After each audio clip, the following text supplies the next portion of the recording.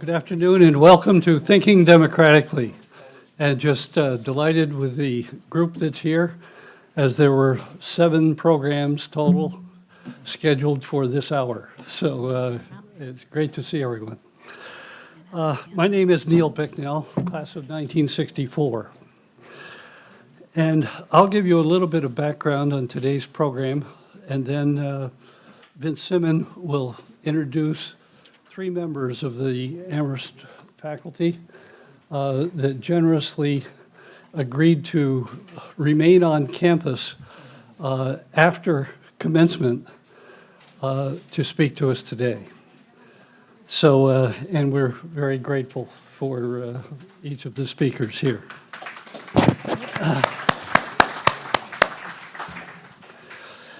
In 2021, a group of us were very concerned with the state of our democracy and the lack of civic education at all levels of academia. It was a time when polling revealed that only 25% of the millennial generation felt that it was important to live in a democratic society.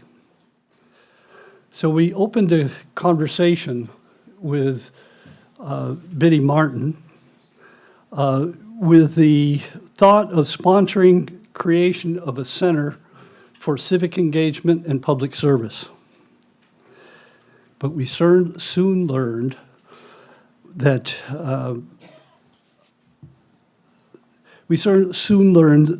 Professor Sarat about his nation initiative to start a series of curriculum on the theme, Thinking Democratically. And we decided that it was better to support an ongoing effort rather than try to start a new one. In our conversations with Professor Sarat, he made several references to the importance of the habits of heart and mind. So I said to him, Professor Sarat, are you perhaps referring to an Alexis de Tocqueville quote? And he laughed and he said, oh yes, I'm all about de Tocqueville. And the quote that he was referring to goes like this. He says, and this is de Tocqueville speaking, he says, I am thoroughly convinced that political societies are not what their laws make them to be, but what they are prepared in advance to be by the feelings, the beliefs, the ideas, and the habits of heart and mind of those men who compose them, and by what native disposition and education has made those men to be. So with that perspective, Vince and I organized a support group which raised funds to support the Thinking Democratically program. We set a goal of $50,000, and within 2 months, we had exceeded that. The total reached $55,000, 310, and we closed that fund. The contributors of the fund were mainly from the class of 64, but there were also contributors from the class of 65, 66, 67, and 71. So today's program then is a sort of status report on the democracy initiatives that have blossomed on the Amherst campus since Professor Sarat initiated his Thinking Democratically program in 2021. Those initiatives now extend beyond the classroom to include a Democracy Fellows program, a Amherst Students for Democracy organization, a Democracy Pledge initiative on campus, among other programs.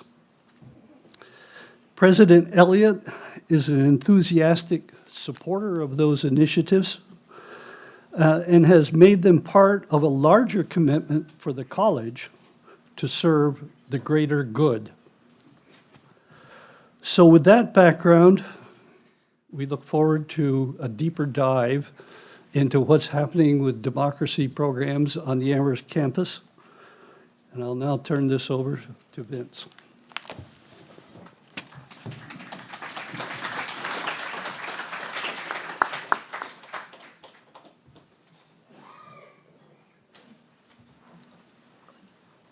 So I'm very pleased and thankful to introduce our faculty who've graciously joined us to make these presentations. To my far right, Martha Umphrey, who teaches in the Department of Law, Jurisprudence and Social Thought. She's the Bertrand H. Snell, 1894 professor in American government, an Amherst incoming Provost and Dean of the faculty. Martha teaches law. Martha teaches law, speech, and the politics of freedom, and will discuss initiatives to encourage productive ways of discussing controversial issues on and beyond campus. Next to her is Jyl Gentzler, the Samuel Winston Professor of Philosophy and Chair of Philosophy. She has taught 2 courses, Education for Democracy and Good Speech, co-taught with Susan Daniels, that have contributed to the Thinking Democratically initiative.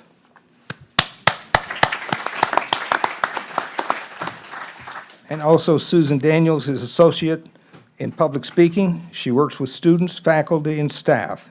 Each year she produces 2 large speaking competitions, the 3-minute thesis competition, that's a registered trademark, where students have only 3 minutes to convey the significance of their thesis to a general audience, and then each February, a campus-wide competition focused on a theme. The theme for the 2024 competition was democracy. Thank you all.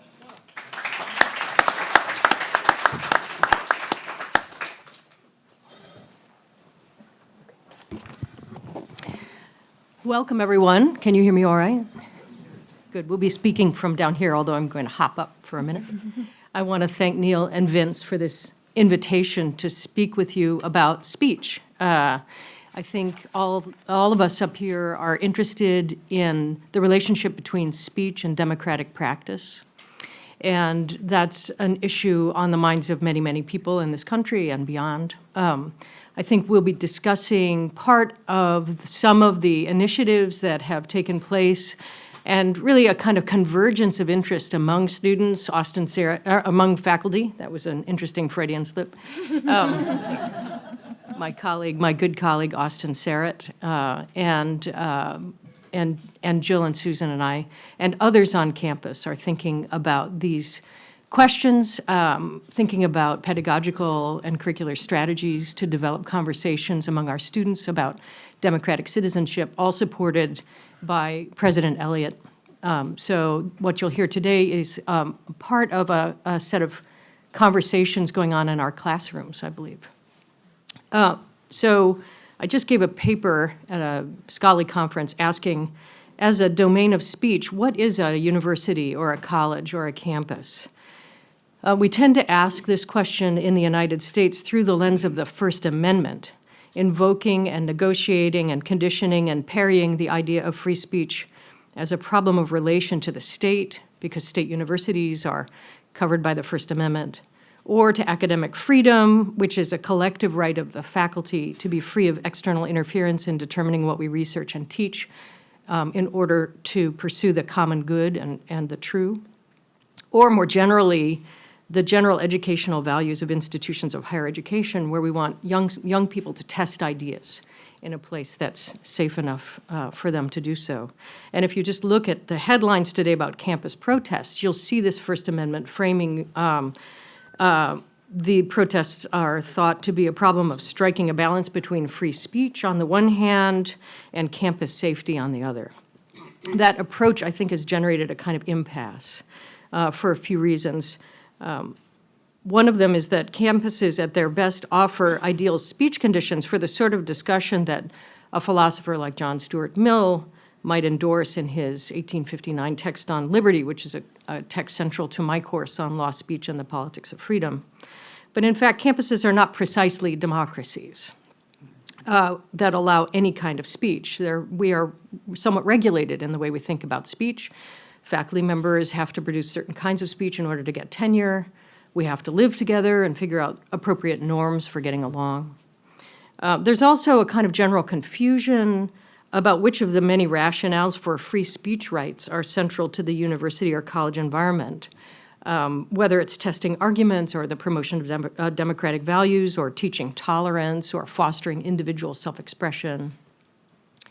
And there is also some confusion, I think, about the relation between free speech and academic freedom, which covers faculty teaching and learning.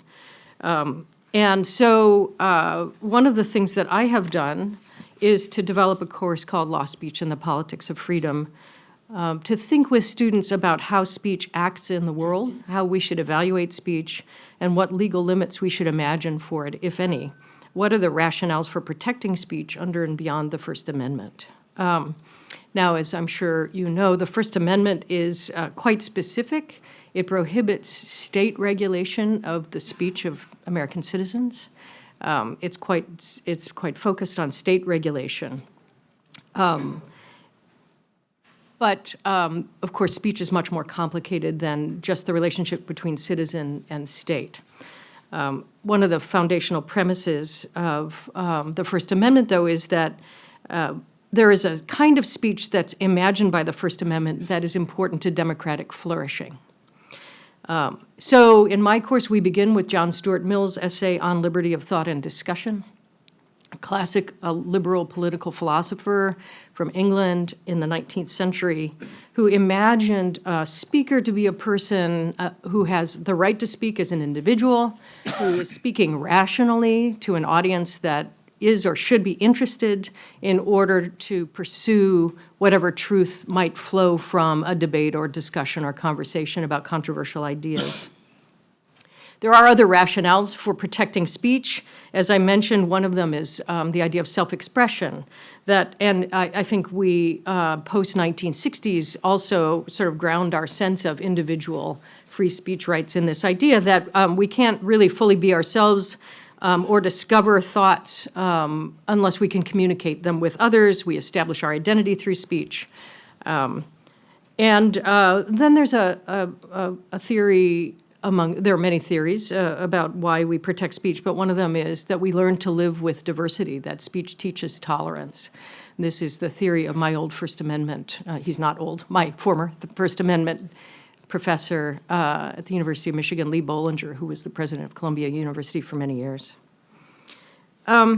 So what is the project then in a class like this? Well, part of it is to think about the First Amendment, about cases, and then to push the boundaries of what we mean by when we say the word speech, to think about what it means to be a speaker, to think about the role that speech has in affecting audiences. But for our purposes today, I wanted to highlight one aspect of the course, which is that I've been working on a project with President Elliott to try to bring a kind of Oxford-style debate format to campus. And one of the things I tested in this year's class was a website or a podcast called Open to Debate. And I wanted just to show you this, so I'm going to hop up and push the button here, as I warned.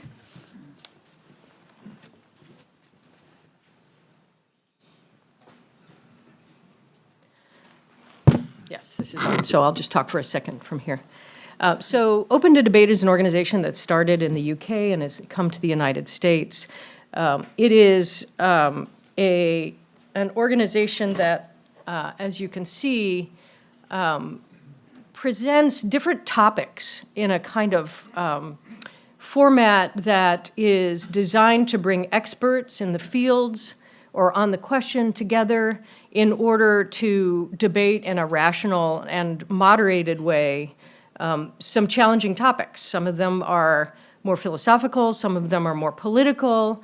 You can see here DEI and climate change, why do we pursue happiness, should elite universities reinstate the SAT, and so forth.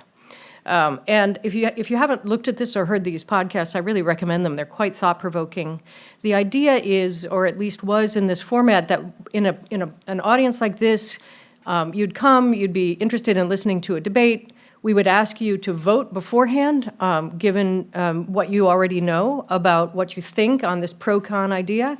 And then after listening to the debate, which is moderated by this amazing guy, John Donvan, who is, if I can find a picture of him, a remarkable, I'm not going to be able to do that, a remarkable moderator. After the debate, you vote again. And the idea is not necessarily to change your mind, but to see whether the rationales for your opinions hold up, or whether you want to modify them. And that's what happened in my class. So let me go back here.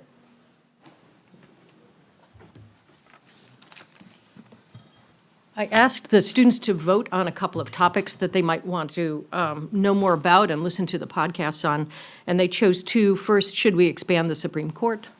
And secondly, the proposition that the world would be better off without religion. They chose that.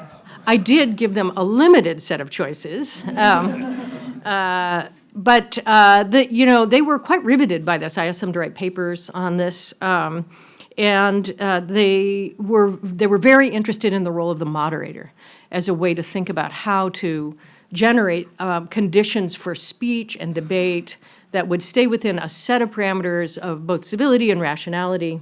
And then, we sort of pushed the edges of that, because then they had opinions about some of the experts, and we didn't like the way he talked, and he looked a little funny, and, it was a really fun and interesting way to get them to think about and model ways of talking about hard topics.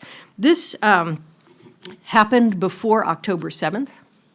And so part of what developed over the course of my class was a conversation about what is the proper relationship between speech and democracy. We drew on, among other people, Alexander Meiklejohn, who was former Amherst College president, who writes on the relation between speech and self-government using the model of the New England town meeting, and tried to talk about how students were talking about the current political scene. They were really interesting conversations because they were kind of operating on a meta level. I didn't want to hear what their opinions were about October 7th and its aftermath. I wanted to hear what they were thinking about how they were talking with other people.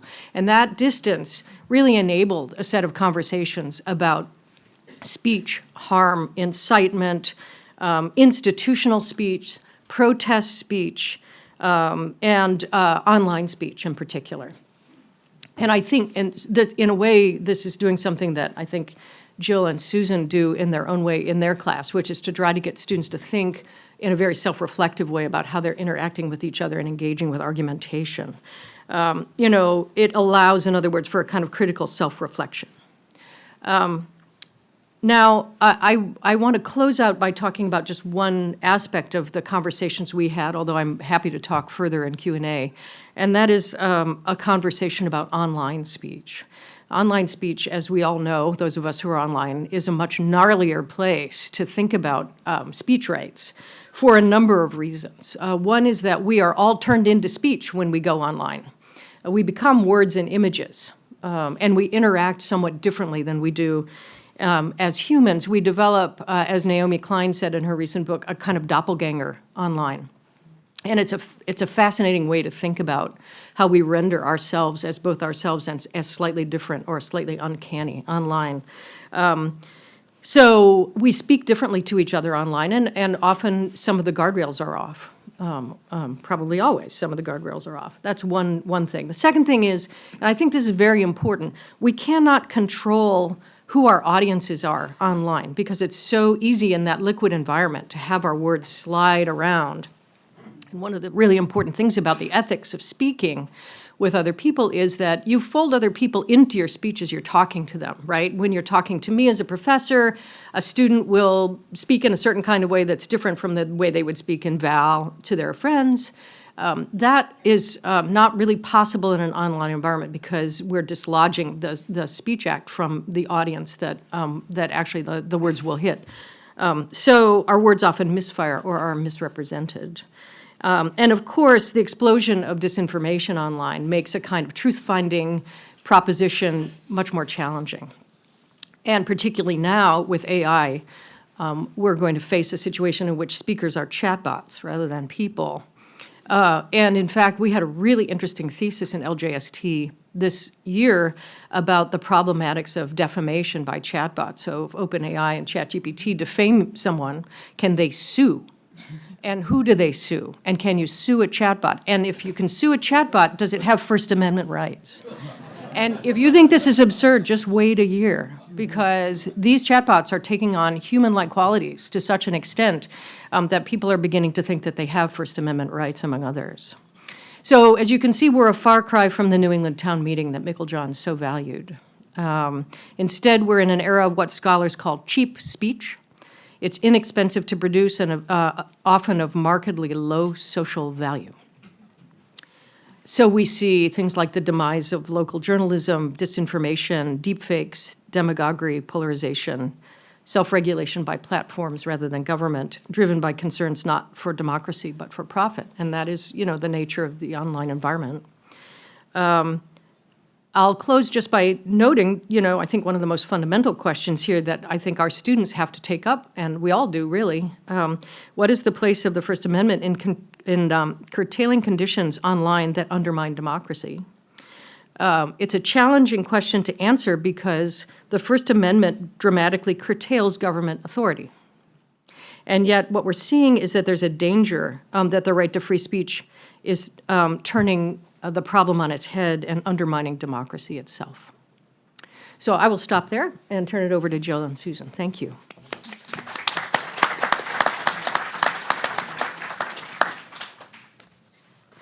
Before the majority of you got here, I had a handout passed out, and I couldn't imagine with all of the competition we have that so many of you would come, and that's really a wonderful sight. If you are with someone that you could share with, could you spread your handouts around to those so that they can share and have access to it? Because I think it'll be a little bit easier to follow what I'm saying. I only have one.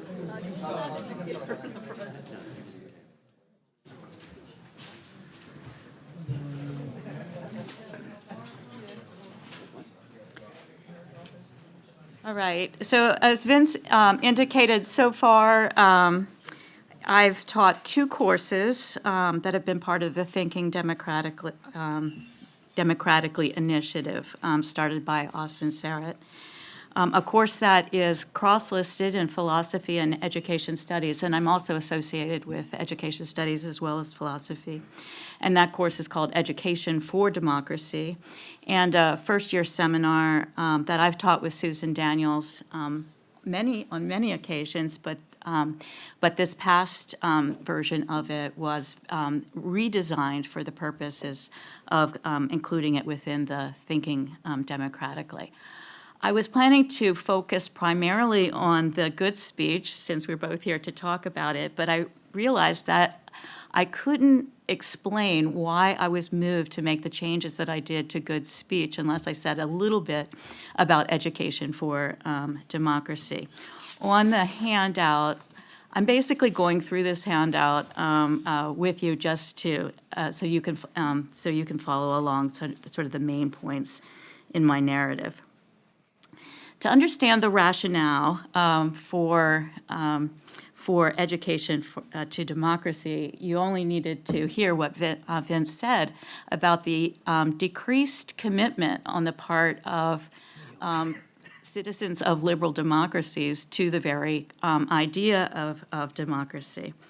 And I wanted to explore that idea. Were there any good reasons to question the value of democracy? As a philosopher, we're willing to consider any question, and especially think through some assumptions that seem so fundamental that they shouldn't even be questioned, to make sure that we really do, when someone challenges us, have rational grounds to support that view.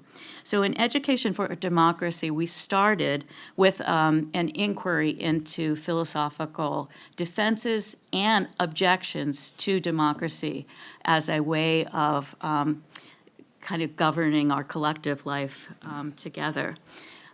Democracy is questioned for lots of reasons, some not so compelling. But I think one of the most interesting challenges to democracy is what is known as the epistemic challenge, going back to ancient Greece and to Plato, who first gave this challenge. And it's called the epistemic challenge because it's based on a challenge questioning the episteme, or the knowledge of the masses. If everybody is supposed to have an equal say, and not everybody has equal education, and some have no education whatsoever, or some have been miseducated, then aren't we unlikely to get the best results by having them all weigh into how we should govern our collective lives? And so that's the epistemic challenge with which we began. And so we said, well, that's actually true. People are really misinformed. There are various levels of education. And in fact, in my classroom here at Amherst, the epistemic challenge was really quite compelling to them. And I think there were many people in the room who thought, yeah, we should be governing. Because we're obviously the most educated people, or we will be by the time we graduate from Amherst. And so we looked at other sorts of defenses of democracy and challenges to many defenses. And we finally settled on what we thought was the most compelling defense of democracy, and that was the idea that each of us matters, and each of us matters equally. And as a kind of fundamental principle to which we were committed. The thought was that my life, it matters how well my life goes, and it matters to you how well your life goes. And there's really no good rational grounds for saying that it matters more how my life goes than your life goes. And so if all of our lives matter equally, and if the best way of protecting our interests against those who would want to take advantage of other people and collect our collective resources to the disadvantage of others and to their own advantage, then maybe the best way to protect that is to guarantee that we have an equal say in how we live our lives together. Nonetheless, we were really moved by the epistemic challenge and this worry that in fact, democracy could be exploited by demagogues and various other resources if our citizenry was not well educated. And so that's why we then I put on my education studies hat and then considered, well, what would an education be for citizens that would actually make democracy work well and serve our collective good? And so we thought a lot about this, but here in the handout is a summary of certain things that would be absolutely crucial for citizens to have. They should have a basic scientific understanding of the way in which the world works, so they're not duped by kind of pseudoscience that might come their way. They should also have a basic understanding of human history, not only the history of our own country and how it has come to have the institutional structures, the strengths, and also the problems that it currently has, but also the histories of other countries so that we might be open to different ways of organizing our collective life, and so that we can learn from the successes and mistakes of others throughout history. Of course, we should study philosophy, because without philosophy, we won't have an understanding of differences between genuine and fraudulent sources of information. Epistemology is what counts as knowledge and what counts as adequate justification, what counts as sound and unsound reasoning, where are there fallacies, can you detect fallacies in other people's reasoning. So that's really an important skill that citizens are going to need to have in order to protect their own interests against people who might want to deceive them. It's also important, I think, for them to study philosophy, the ethical aspects of philosophy, and in particular to understand why this foundational principle of democracy that I referred to before is a reasonable basis for our living together in a way that would encourage human flourishing, not just of a few, but of the whole society.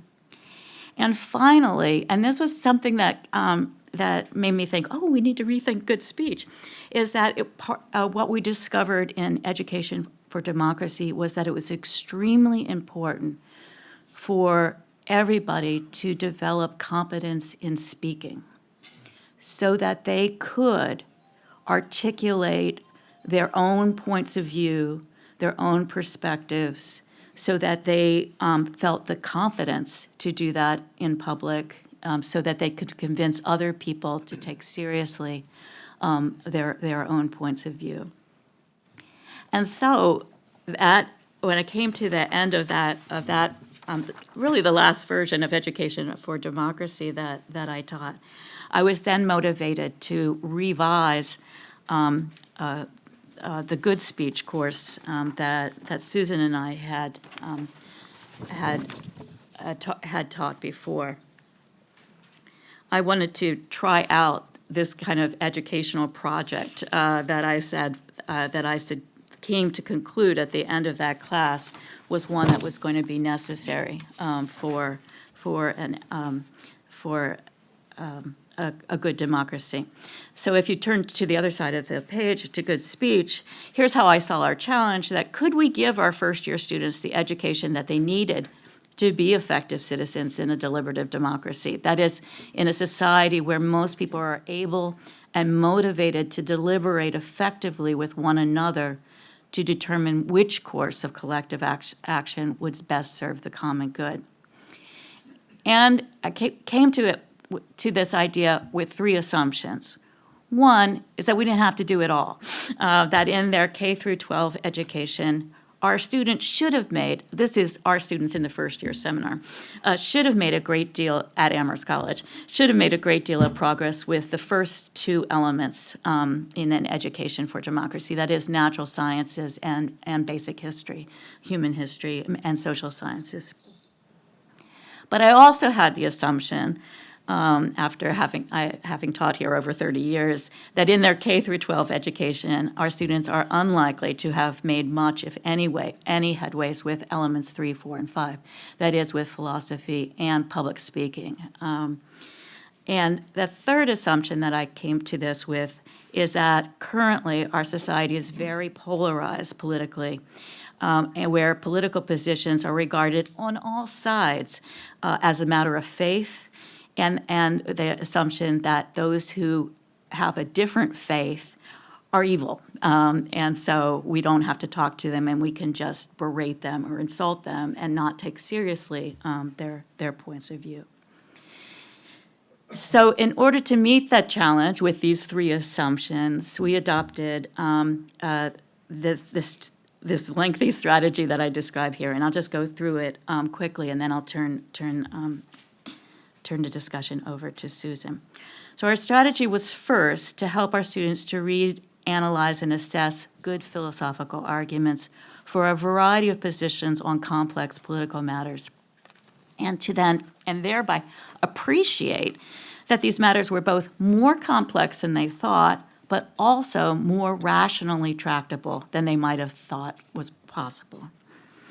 Second was to help students to research different positions on an issue of public concern about which they were personally invested, in order to identify the bases of disagreements within our society.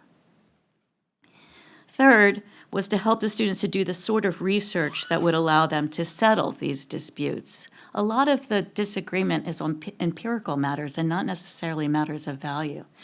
But surprisingly, even Amherst students coming in their first year have not had much experience doing any kind of independent research. And so we thought it was important for them to acquire those abilities.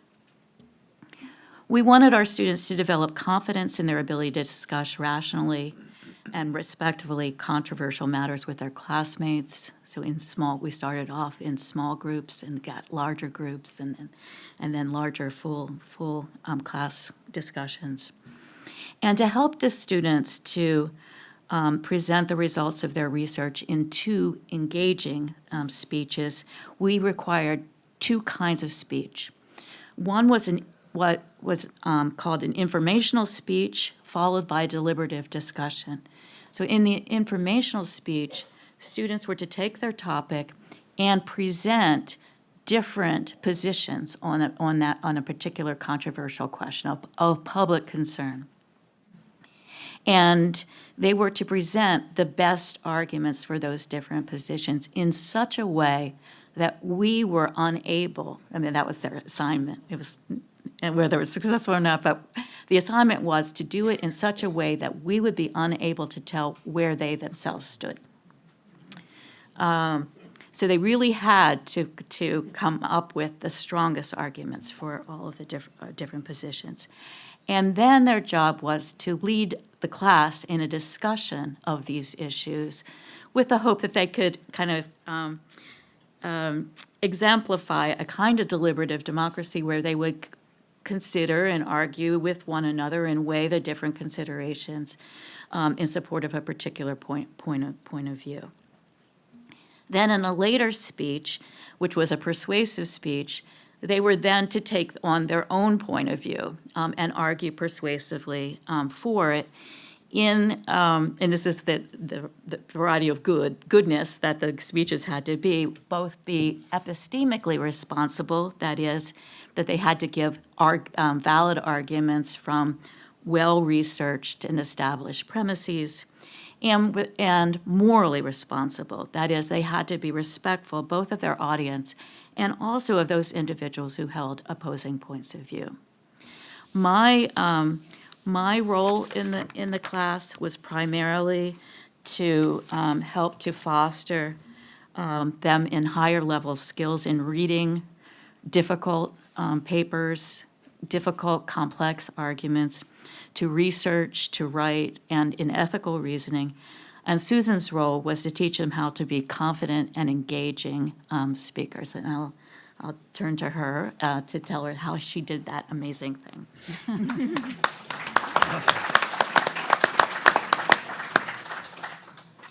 Actually, Jyl has often joked with me, but I think it's true, that her role in this course was to teach the students to be good, and my role was to teach them how to speak.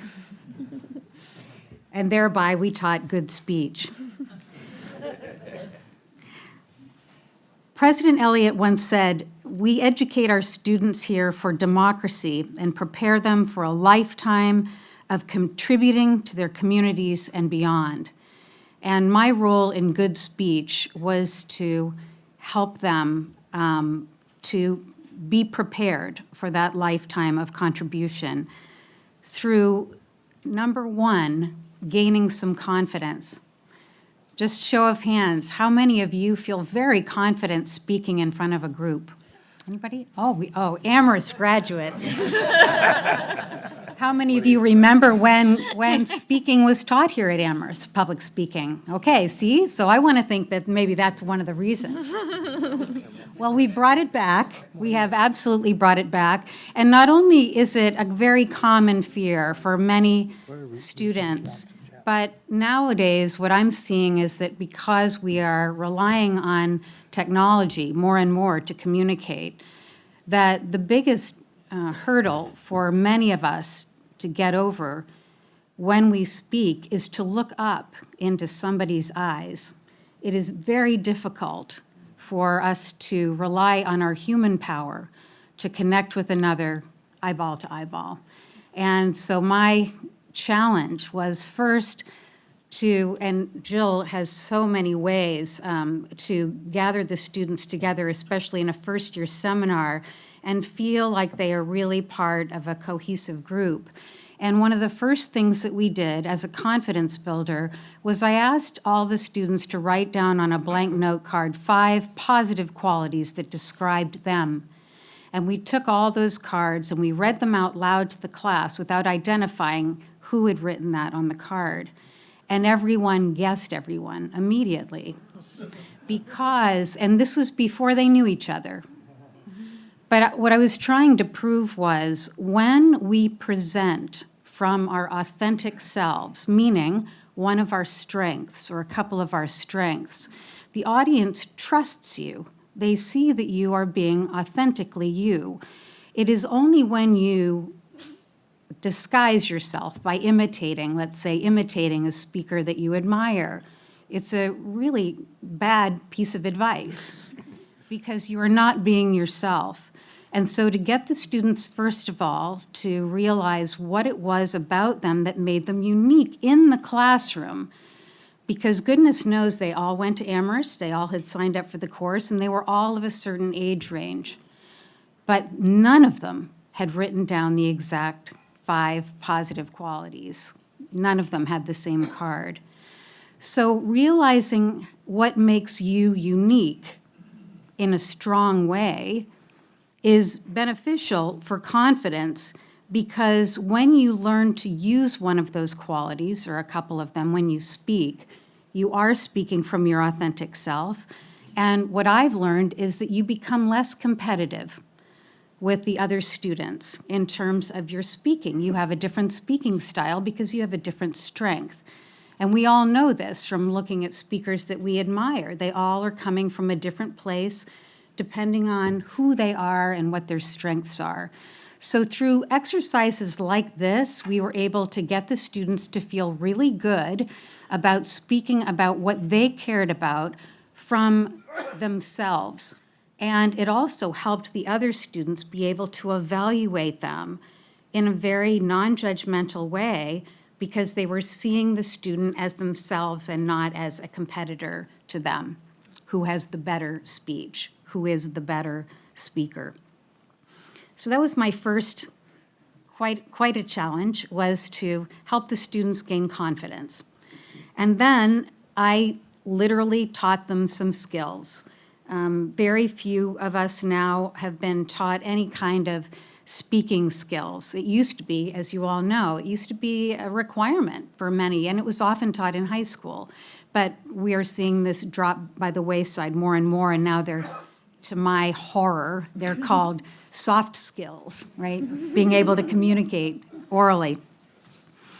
The informational speech was helpful, as Jyl was saying, because they had to speak dispassionately, and that was very hard for many of the students. They really wanted to reveal which way was the better, but we had them research this issue in the world that they cared about, and then take the 3, we suggested 3 different stakeholders, and represent those in the speech, so that the audience would see, okay, there are 3 very different viewpoints with different consequences if we go these ways.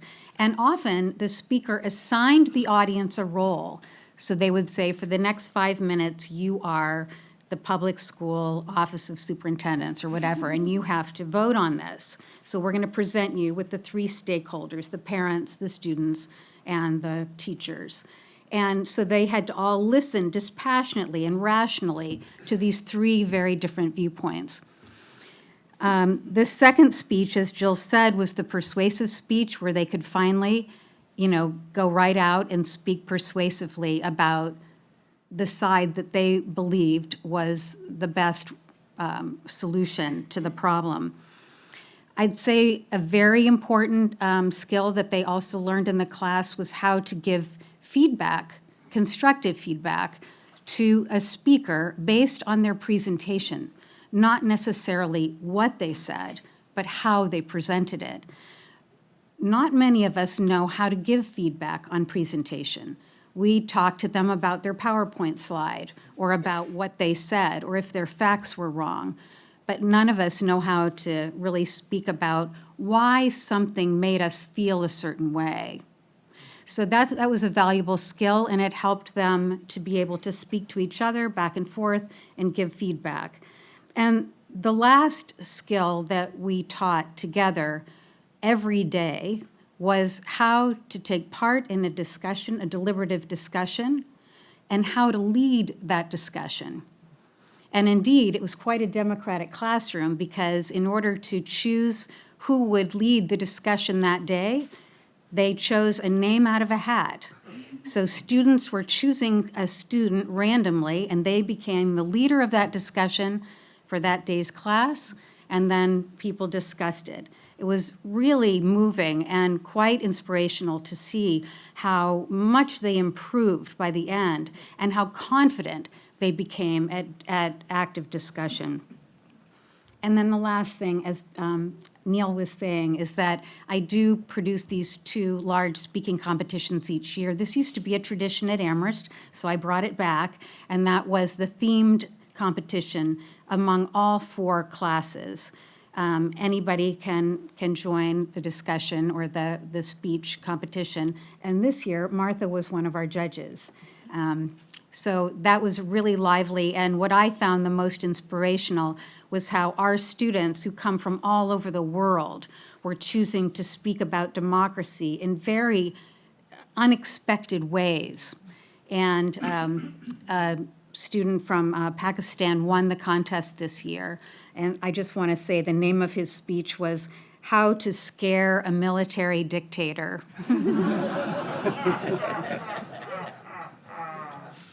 So we are, thank you again for being here today, and we are absolutely open for discussion and questions and answers.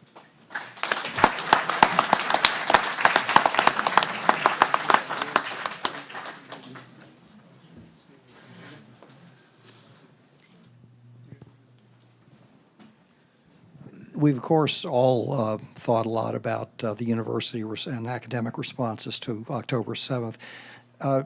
Have you all had time to think whether any of this will change how your courses are taught next fall?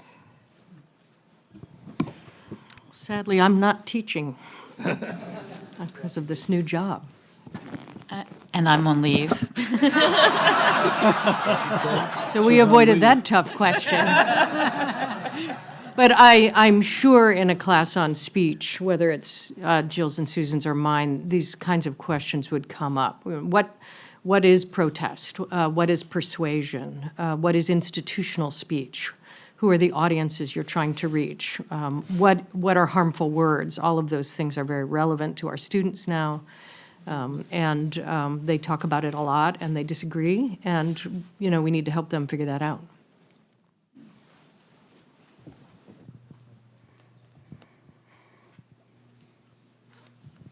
Thank you very much. Very interesting discussion, entirely relevant. A question for Jyl. Jyl, you mentioned the foundational elements that go into your teaching, the philosophy, scientific STEM knowledge, or at least facility, being able to speak intelligently in that. One element that I wonder if it is missing or not, and that is an economic foundation. In other words, the source of the value that enables us to have these wonderful institutions like Amherst to pursue a lot of the scientific and the development is really dependent on responsible economic development. And I am struck by how illiterate many people are in where does wealth come from? How is it created? The focus is so much today on distribution of wealth rather than creation. And I wonder if that's an element that could be incorporated in that foundational selection. I agree with you, absolutely. I think I was assuming that things like economics would be a bit between the natural sciences and then the social sciences or history, because we've tried out different ways of creating wealth wealth is created out of natural resources. You have to understand that, and ways of coordinating labor among different people. But I think you're right that its methodology is distinctive. That a third basic understanding, I think, would be appropriate for all citizens, because a lot of people, yeah, as you say, come up with crazy claims about how we can distribute and create resources for human beings. Wishful thinking. Yes.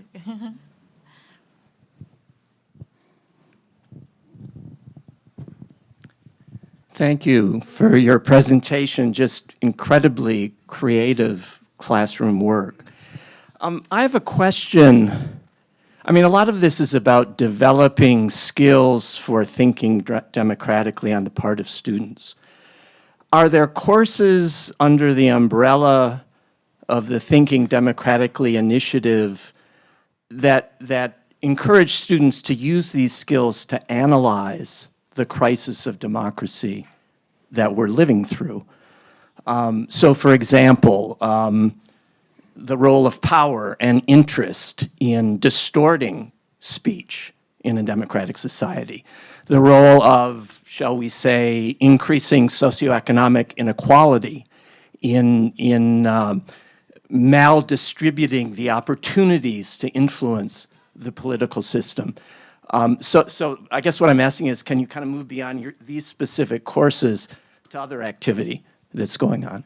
I do know that there are at least 2 courses taught in political science that the political science department that bear on those subjects. Roxandra Paul teaches one of them, and Javier Corrales is also involved in the program, and those are the ones that come to mind that would touch on those topics, the role of power especially. But I don't know the details of those courses. It's too bad we don't have more of us here, but it would be more than an hour of your time. It seems to me that that's a very important question in terms of getting to a discussion of the problems with our democracy here in the United States, and why is it there, and what are the steps beyond this critical understanding of the concepts that you address. From an institutional standpoint is one aspect, and there are different experiences of democracy in different communities across the country. And it seems to me that that itself could be an interesting research study to see how different communities promote citizen engagement and the quality of the democratic discourse that takes place comparatively, and see what can be learned from that. Martha, do you know about Austin's courses? I don't. I don't know. I mean, I think, poli-sci, LJST, econ, those are the kinds of places where you'd find courses more precisely of the sort you're describing. But we also have a very vibrant Center for Community Engagement. Sarah Barr is here. And that's really, I mean, Sarah should speak to this, certainly Sarah. more than me, but that's a place where students engage in a kind of politics on the ground, thinking about local democratic practice, community engagement. And I know many students who have worked with Sarah and worked with the center in order to practice the skills of democratic citizenship. And that's a really important aspect of what we're talking about as well. So thank you, Sarah. Neil mentioned at the start the origins of some of the work that the class. Hello, can you hear it? Yep. Yes. Yeah. Yes. Neil mentioned at the start some of the work that some members of the class of '64, myself included, made early on in the course of this democracy initiative, prior to getting behind what was going on in Professor Sarat's course here, which I think was a brilliant maneuver. It's worked out very well, as you can hear. But early on, one of the things that was considered, and we didn't get very far with it, I admit, having been involved, was to see how much of any of this thinking democratic upping the understanding of democracy could be infused farther down the educational food chain into elementary through high school education. It's obvious that there's a great deal going on at the collegiate level, and I think it's wonderful. But I guess my question for you is that it was triggered by some of Kennedy's words and some of the aspects of Robert Frost in the whole JFK The Last Speech project, which gave rise to some of this. Kennedy's words about the the need for the country to have the efforts of every educated person to put their shoulder behind the wheel, and his extolling of Frost as an exemplar of the artist in a free society, and that the free society artist has to have the leeway to say what he or she thinks should be said, not controlled by the proletariat. So I'm just wondering, from the perspective of the panelists up there, what, if anything, can or should be done to try to infuse some of this back down the food chain into the public or the elementary and high school level. It's a different animal, but after all, those are the people that we hope are going to become democratically literate citizens in the fullness of time. I just want to say that I'm worried about that. I think that we have less democratic thinking in their schools recently, given the kind of censorship that's going on in the ways in which certain topics that are of importance to many citizens are now not allowed to be discussed within the schools. So I think we're going very much backward in that the kinds of skills and thinking and relationships to other people and on having a kind of empathetic understanding of our fellow citizens and an attitude of respect and listening to those perspectives, and the ability to engage in conversation. I mean, there's other things going on in the schools that where there's little discussion and just a lot of rote teaching to the tests, and so you're not getting argumentative skills, you're getting identification skills. So a lot of both the cognitive and emotional skills, I would say, that are important to being a responsible democratic citizen, I think are not being encouraged in K through 12, especially in certain states. I would only add that I'm just reading Jonathan Haidt's The Anxious Generation. I think that's what it's called. And, young people online, on social media, that's a force that's very difficult to contend with no matter what public school officials try to do. So, the forces that are in play with our younger students are very powerful, both locally in their schools and online. And so we have challenges, and we see some of those challenges when students come here. And that's why we're so lucky to have somebody like Jyl and Susan teaching first-year seminar. These are really important skills that we need to take up in the face of energies going the opposite direction in younger grades. Professor Gentzler, right here. Thank you so much. This has really been terrific. But one of the assumptions that you said you made was that K through 12 led to an understanding of natural sciences. And I was wondering how valid that assumption is. I think that when you go through K through 12, as my assertion would be, the Earth is round and it goes around the sun. Maybe you do. But No, the assumptions I was talking about, the assumptions that I was making about our students coming into our class. So I said I was inspired. I had this view about what an education should look like, and ideally for democratic citizens in the 21st century. But I also saw some gaps in their education, even of students coming into Amherst. So that was those were the assumptions. I was making the assumption that at least Amherst first-year students would have a kind of, and I think I say basic understanding, not sophisticated. That they'll get more of that here. But I don't think all of our citizens need the most sophisticated understanding of those things. What I was trying to get at is the Department of Philosophy might be an excellent place to go over what I think is lacking in scientific education, which is evidence, Yeah. coincidence, and causality. Yeah, yeah.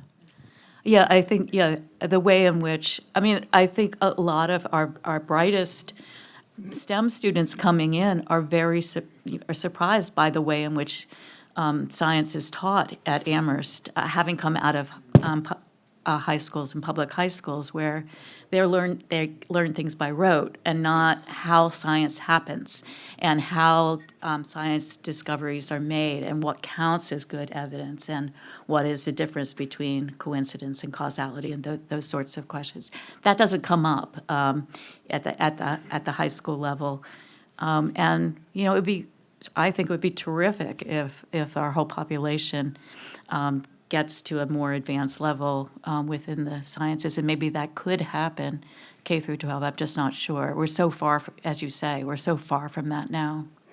But at least I think Amherst first-year students have that, at least a basic understanding of that. Another related topic here is the question of how do we know what we know? And a wonderful book on that regard is by Jonathan Rauch, his book called The Constitution of Knowledge. And it's really, his discussion there really based on the scientific method, but applied to social skills and the fact that our knowledge is really socially based. Yes, yes. And so that's- And we have to rely, I mean, I think one thing that's also very much jeopardizing our democracy is the fact that we are losing trust in basic institutions, and we cannot figure out everything for ourselves. We have to rely on the reliability of others to figure things out and to tell us truthfully. One of the books that we read in Good Speech this year was Merchants of Doubt, which was the ways in which people were using science in order to undermine the credibility of most science, and the ways in which, this was kind of the modern day way in which people can manipulate public opinion in ways that would lead them to support positions that were actually contrary to their own interests. So much work to be done here, and I think we need to applaud your efforts in approaching this topic, and it's critically important to the sustainability of our democracy. And so with that, I'd like to thank Martha and Jyl and Susan for this wonderful discussion. Thank you very much.